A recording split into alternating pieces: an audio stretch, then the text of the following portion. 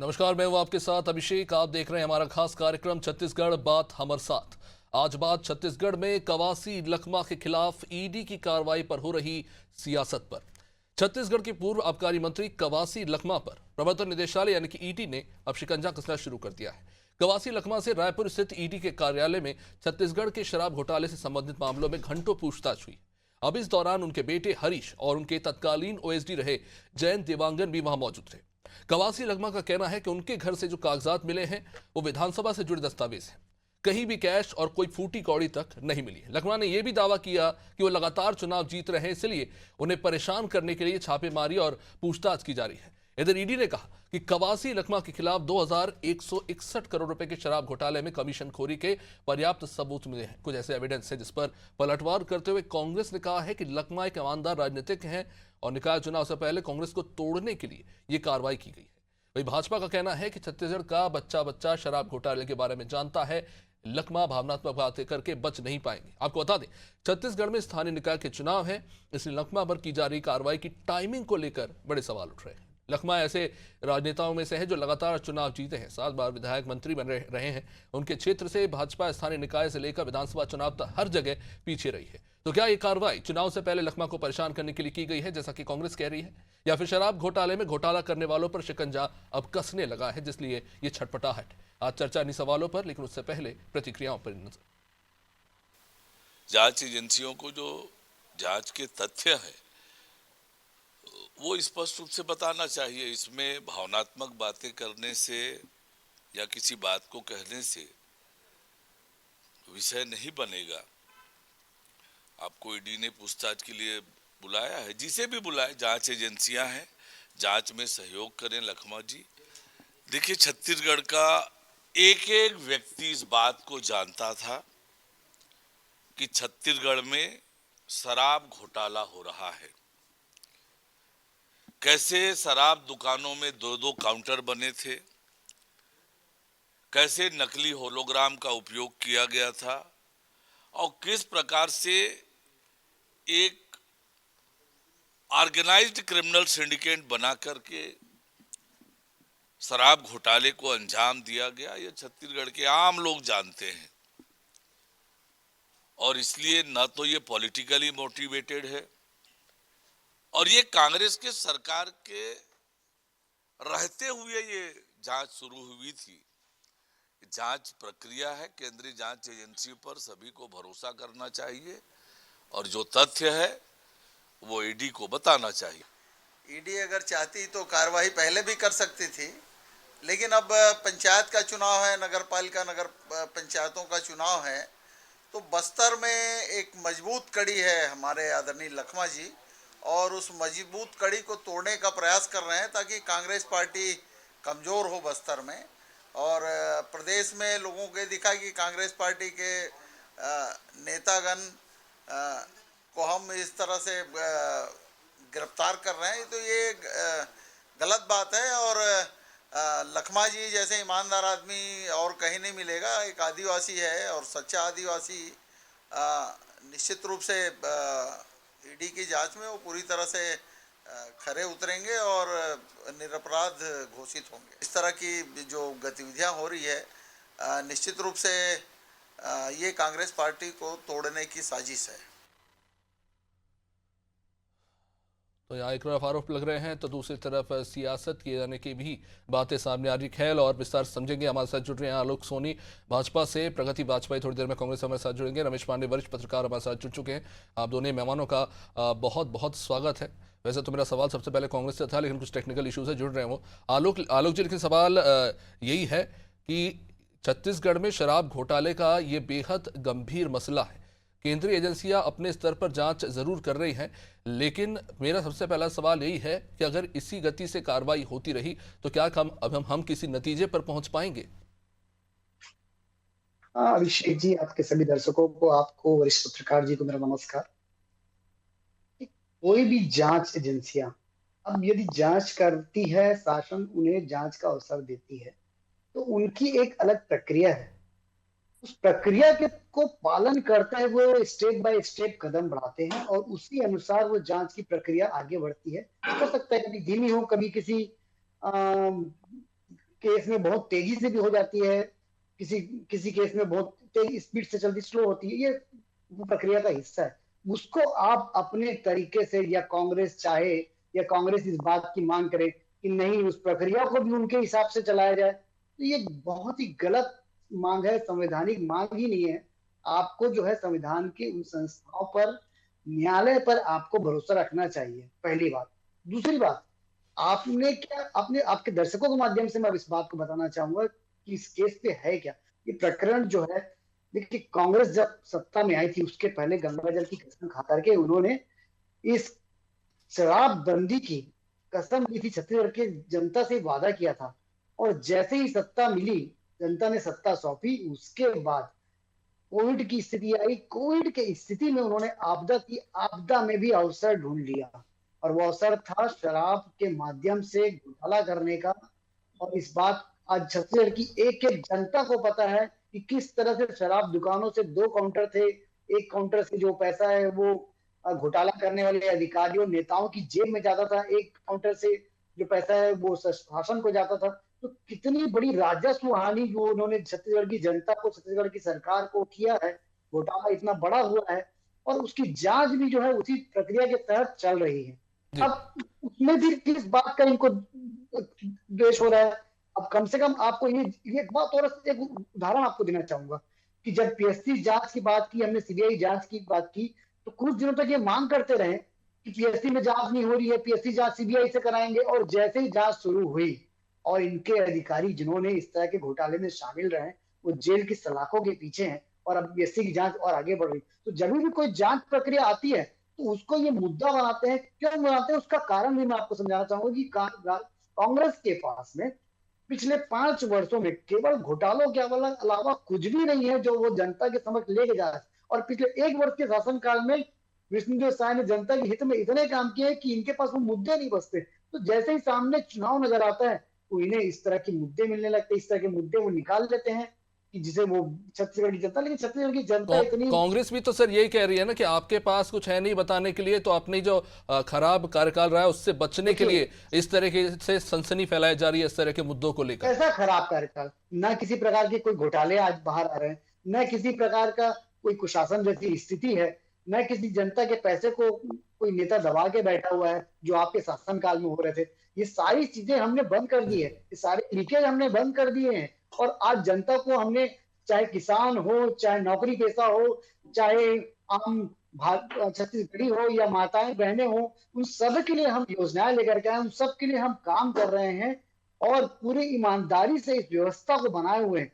और उसका परिणति भी है, हमको विधानसभा के चुनाव में, हमको लोकसभा के चुनाव में, उसके बाद बचे कुचे एक विधानसभा उपचुनाव में भी हमको जनता ने ही फिर से सत्ता पर और काबिज कहा करा। जा रहा है कि ये जो कार्रवाई हुई उसके बाद निकाय चुनाव में बीजेपी को इसका लाभ मिल सकता है। आप ये तो मानेंगे, 7 बार के विधायक हैं, मंत्री हैं, उन पर इतने गंभीर आरोप लगे हैं, उसका कहीं ना कहीं राजनीतिक लाभ बीजेपी को मिलता हुआ नजर आ रहा है। देखिए, कवासी लखमा जी इतने भोले बन रहे हैं, एक गाना याद आ गया, ऐसे भोले बन के बैठे जैसे कोई बात नहीं। उनका इस आबकारी घोटाले में सीधा सीधा जो है मंत्री होने के नाते उत्तरदायित्व ही बनता है, और उसके साथ साथ इस घोटाले में नाम भी है, आरोपियों लिस्ट में नाम है।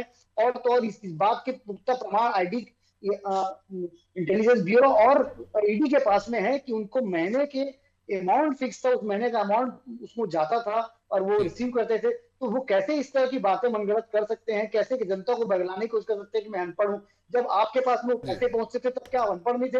तब क्या आपको प्रश्न नहीं पूछना था कि किस बात के पैसे मुझे ला करके दे रहे हैं? तो ये सब बातें जनता की आंखों में धूल झोंकने की कोशिश है। ये सोच रहे हैं कि इस वक्त जो कार्रवाई हो रही है और जो कांग्रेस की दामन पे छींटे पड़ रहे हैं उसे कैसे धोने की कोशिश करें, पर अब वो देर हो चुकी है। और यही बात जो है इन्हें परेशान कर रही है। तो रमेश जी, देखते स्थिति लंबे समय के बाद रमेश जी, कांग्रेस सत्ता में आई, लेकिन उनकी सत्ता में उनके किए गए कार्यकाल में उपलब्धियों से ज्यादा अभी भी उनके भ्रष्टाचार को लेकर ही चर्चा हो रही है, और ये मसला भी काफी गंभीर होता नजर आ रहा है।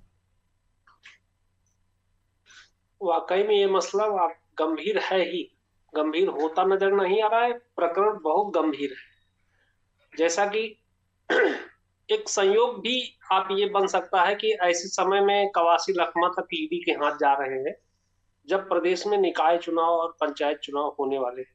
जी। आप देखें, ये जो आबकारी घोटाला हुआ है, ईडी की कार्रवाई काफी लंबे समय से चल रही है। उसमें मेरे ख्याल से 2 या 3 अधिकारी जेल में भी हैं। जी तो प्राइमरी लेवल पे जो जांच पड़तालें हुई थी, उसके धीरे धीरे लिंक जो है उस विभाग के मंत्री तक पहुंचा है। तो अब जो उस समय मंत्री रहा उसके खिलाफ भी कार्रवाई चल रही है। संयोग से वो मंत्री कवासी लखमा ही रहे। जी अब आप देखिए, कवासी लखमा के जो बयान मीडिया में आए, उस मीडिया बयान में उन्होंने कहा कि मैं अनपढ़ हूं जी और भ्रष्ट जो घोटाला हुआ है वो विभाग के अधिकारी ने किया है। तो जी एक तरह से ये तो साफ हो गया कि वो स्वीकार कर रहे हैं कि विभाग में घोटाला हुआ है, और घोटाला किस व्यक्ति ने किया है ये भी उन्होंने बताया। तो ये तो स्पष्ट हो गया कि घोटाला हुआ है। इसमें जी किसी भारतीय जनता पार्टी का या किसी अन्य का कोई रोल नहीं है। मंत्री उस समय के जो थे उन्होंने, वो खुद कह रहे हैं कि घोटाला हुआ है और अधिकारी ने घोटाला किया है, मैं अनपढ़। रमेश जी, अब क्या आप लगता है, क्या कवासी लखमा घबराए हुए हैं? इससे पहले उन्होंने अलग बयान दिया था, अब वो एक और अलग बयान दे रहे हैं। उन्हें क्या डर है कि उन्हें ईडी गिरफ्तार कर लेगी? और क्या इसीलिए कांग्रेस इस तरह के बयान दे रही है कि चुनाव से पहले हमारे पार्टी के नेता को तोड़ने की कोशिश हो रही है, अपनी तरफ लाने की कोशिश हो रही है? नहीं, देखिए, ये कहना तो बिल्कुल गलत है कि भारतीय जनता पार्टी कवासी लखमा को इस बहाने तोड़ना चाहती है और पार्टी में शामिल कराना चाहती है। ये बातें तो निराधार है, इसमें कोई जी तथ्य नहीं है, कोई आधार इसका बनता भी नहीं। दूसरा जो कवासी लखमा जी, आपने जो कहा कि घबराए हुए हैं, ये बात बिल्कुल सच है।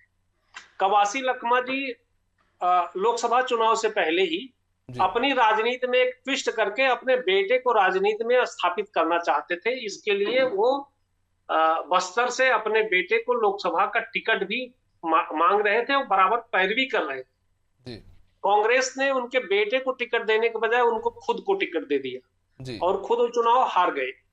तो निश्चित रूप से ये कवासी लखमा नहीं, कवासी लखमा की जगह जो भी व्यक्ति होता, कवासी लखमा इस बात को जान रहे हैं कि गड़बड़ी हुई है और ईडी जैसी एजेंसी काम कर रही है, जांच कर रही है, जी और उसी प्रकरण में विभाग के बड़े अधिकारी जेल में हैं। तो ये जान रहे हैं कि इसमें जब कार्रवाई होगी तो बात उन तक आएगी और हो सकता है उनको भी जेल जाना पड़ सकता है। तो इसलिए निश्चित रूप से घबराहट होना तो स्वाभाविक बात है। लेकिन रमेश जी, अब वो इसी तरह के शराब घोटाले के आरोप दिल्ली में भी लगे थे, वहां पे मंत्री से लेकर मुख्यमंत्री तक को फिर गिरफ्तार किया गया है। लेकिन अब हम देख रहे हैं कि कुछ अधिकारी जो हैं और बिजनेसमैन, वो तो अंदर जेल में है, लेकिन मंत्री और नेता सब बाहर घूम रहे हैं। कहीं ना कहीं ऐसा नहीं लगता दूर से देख के सही कि सांठगांठ होती है? और नहीं, महाराष्ट्र तो इसका जीता जाता एग्जाम्पल है। नहीं, ऐसा नहीं, ये हम लोगों को लगता है। अब आप देखिए, जेल जाना और जमानत पे छूट के आना जी ये एक न्यायिक प्रक्रिया का हिस्सा है।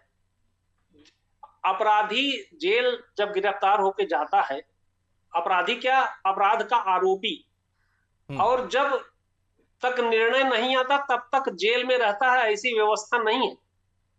वो एक जांच के दौरान, बातचीत के दौरान, पूछताछ के दौरान तक वो जेल में रहता है, और जेल से जब जमानत मिल जाती है तो बाहर रहता है। अगर उस पर कोई उसके खिलाफ दोष सिद्ध हो जाता है और अपराधी घोषित हो जाता है तो जो न्यायालय सजा देती है उतने समय तक फिर वो जेल में चला जाता है। तो जी एक सामान्य प्रक्रिया है। इसमें ये कहना कि किसी वजह से किसी को छोड़ दिया जाए, किसी को लाभ दे दिया जाए, ये मेरे समझ से नहीं, बात समझ में नहीं आती बात। चलिए ठीक है। कांग्रेस से हमारे साथ अभिमन्यु जी जुड़ चुके हैं। अभिमन्यु जी, बहुत बहुत स्वागत। कवासी लखमा जी के ऊपर ये जो कार्रवाई हुई है, भले ही आपकी पार्टी नेताओं की तरफ से तर्क दिया जा रहा है कि राजनीतिक लाभ लेने के लिए सियासत हो रही है, लेकिन जब ये कहा जा रहा है कि बहुत गंभीर सबूत मिले हैं, उसी के बाद उनके खिलाफ कार्रवाई की गई है और कांग्रेस अब छटपटाहट में अपने आप को बचाने के लिए इस तरह के बयान दे रही है। अभिषेक जी, सबसे पहले तो आपको नमस्कार, आलोक जी को नमस्कार, रमेश पांडे जी मेरे साथ हैं, उनको भी मेरा नमस्कार। देखिए, सबसे पहले तो ये जो ईडी की कार्रवाइयां हैं उनको देखते हुए मुझे तो ऐसा लगता है सबसे पहले ईडी का नाम बदल कर भारतीय जनता आरोप लगाओ मोर्चा रख देना चाहिए। क्योंकि जैसे ही जो भी चुनाव आते हैं ये भारतीय जनता पार्टी के मोर्चा प्रकोष्ठ जैसा काम करने लगती है। अब भारतीय जनता पार्टी के सारे प्रवक्ता नेता इनके प्रवक्ता ईडी के बन जाते। अब देखिए, ईडी ने कितने केस पिछले 10 साल में कितने छापे मारे, ये मैं एंटी करप्शन की बात कर रहा हूँ। जो मनी लॉन्ड्रिंग एक्ट के तहत जो इन्होंने किया है कार्रवाइयां, लगभग 5422। उसमें से कन्विक्शन जो है वो कितना है, बामुश्किल 23, आधा %। मतलब आप 200 में से एक केस भी इनके जो है वो सिद्ध नहीं हो पा रहे हैं। आज एक ऐसी संस्था है जिसका आधा % कन्विक्शन रेट है, इसको तो देश में चलने का हक नहीं होना चाहिए। मेरे ख्याल से इसको तो बंद कर देना चाहिए, क्योंकि ये केवल विपक्ष के, और वो भी जो 5422 केस में बता रहा हूं उसमें से 95% केसेस सिर्फ विपक्ष के नेताओं के ऊपर हैं।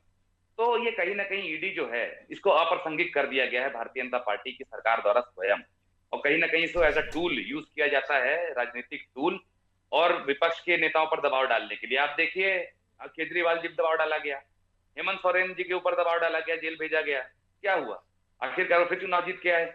लेकिन उसके बाद अभिमन्यु और जी, बड़े इस बड़े मामले में नेताओं कवासी के ऊपर लखमा जी दबाव जिस डाला तरह गया। से अपने बयान बदल रहे हैं, कभी वो कहते हैं कि भाई मैं तो पढ़ा लिखा नहीं हूं, मुझे समझ नहीं, अधिकारी मुझसे साइन करा लेते हैं। कभी मुझे कहते हैं कि बीजेपी इस पे सियासत करने की कोशिश कर रही है। अब बोल रहे हैं कि आदिवासी नेता हैं, उनकी बहुत अच्छी क्षेत्र में पकड़ है, और क्योंकि बीजेपी उनसे जीत नहीं सकती इसलिए उन्हें गिरफ्तार कर रहे हैं।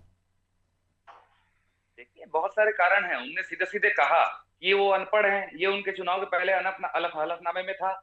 ये तो जग जाहिर बात है। उसके बाद भी जनता ने उन्हें चुना, और आज भी 6 बार चुन रही है। 6 बार के विधायक हैं, बहुत वरिष्ठ विधायक हैं।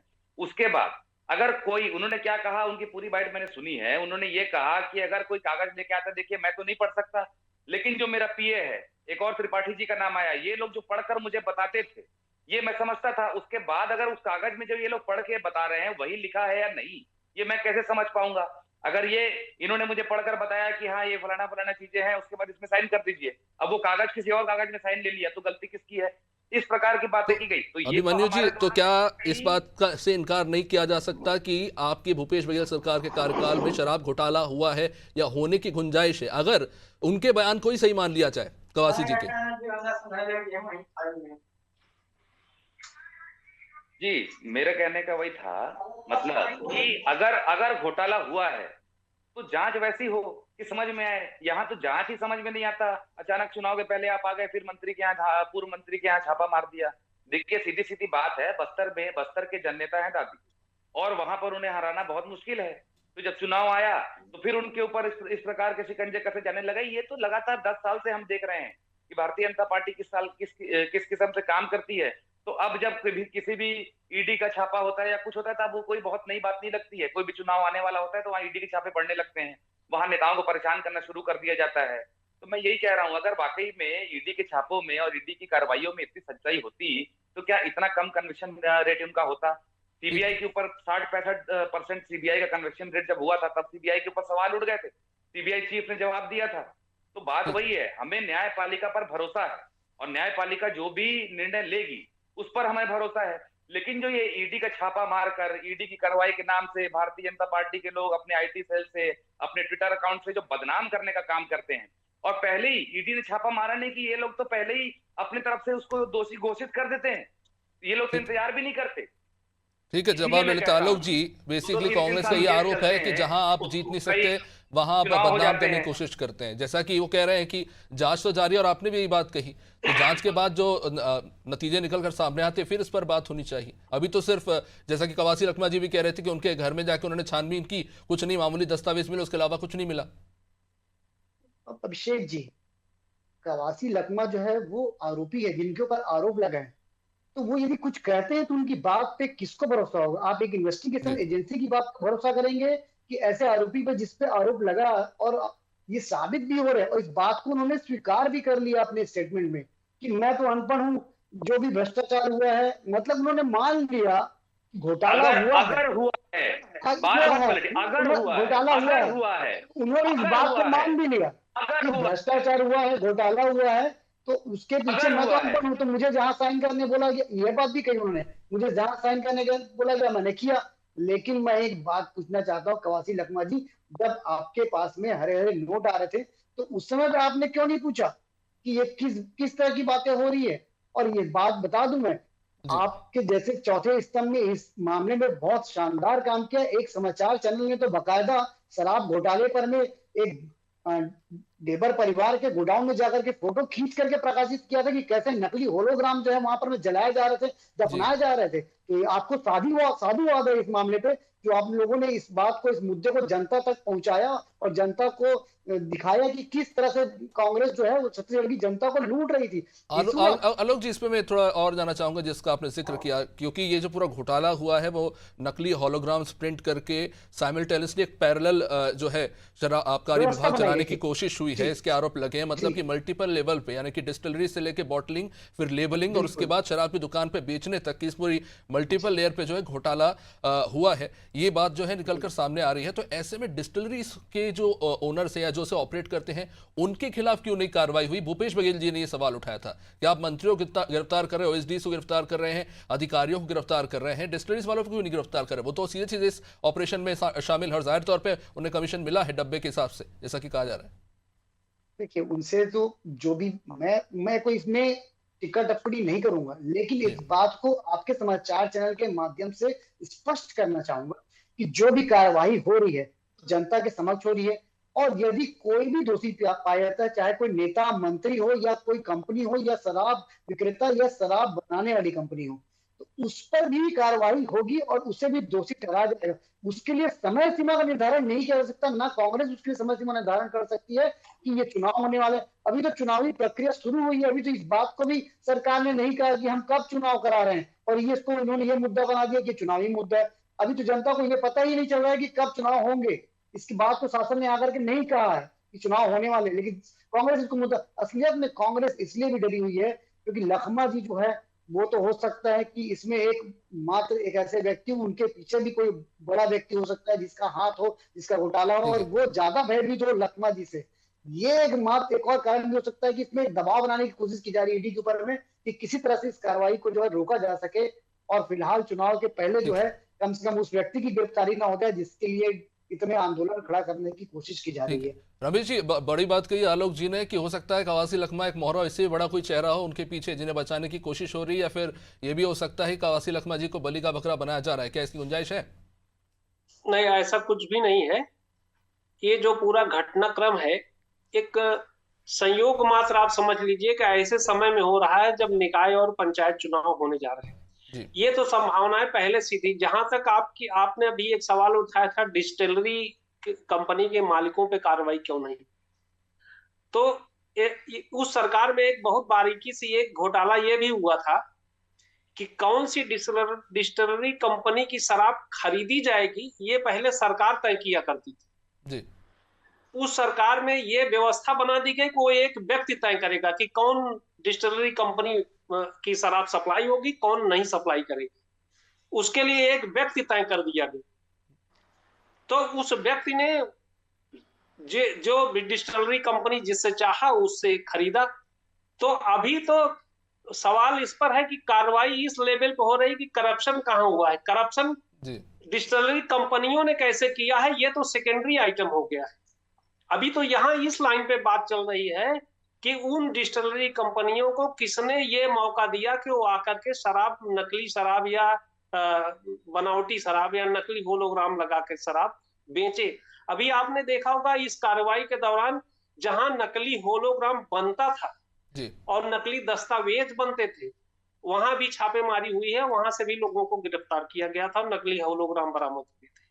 तो ये बहुत सारी चीजें हैं जिसपे शायद आलोक सोनी जी ने बिल्कुल सही कहा कि एक जांच एजेंसी का मसला है और न्यायिक मसला है, उसमें हम लोग इन्वेस्टिगेटर की भूमिका नहीं निभा सकते, सिर्फ एक अच्छा संवाद कर सकते हैं जी। एक ऑब्जर्वर के रूप में बहुत बहुत शुक्रिया आप सभी का इस चर्चा में जुड़ने के लिए। जाहिर तौर पर फिलहाल इस मामले को लेकर किसी भी नतीजे पर पहुंचना जल्दबाजी होगी, लेकिन कुछ ऐसे तथ्य निकलकर सामने आए हैं जो इस बात की तरफ इशारा करते हैं कि बड़े स्तर पर घोटाला हुआ है। खैर, जांच के बाद क्या निकलकर सामने आता है, क्या कवासी लखमा गिरफ्तार किए जाते हैं, क्या ये जो जांच है किसी नतीजे पर पहुंचेगी, जैसा कि कांग्रेस सवाल उठा रही है कि हमेशा गिरफ्तारियां होती हैं लेकिन कोई भी जांच किसी नतीजे पर पहुंचती नहीं, जैसा कि प्रीवियस रिकॉर्ड ईडी का रहा है। खैर, देखना होगा कि आगे इस जांच में क्या कुछ देखने को मिलता है। फिलहाल इस कार्यक्रम में इतना ही। आप देखते रहिए अनादि टीवी। नमस्कार।